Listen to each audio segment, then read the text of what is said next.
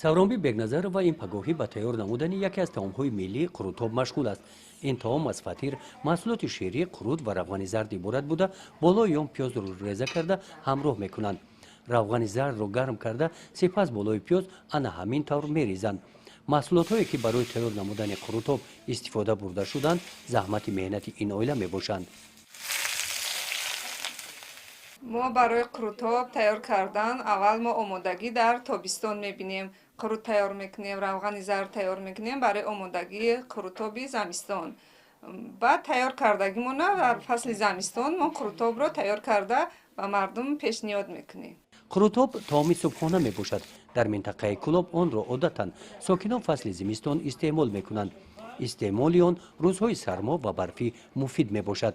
шираи фатири гандумӣ дар осиёб орд карда шуда ҳамроҳ бо шираи қурут ва равғани зард ғизонокияш зиёд буда ба одам қувват мебахшад.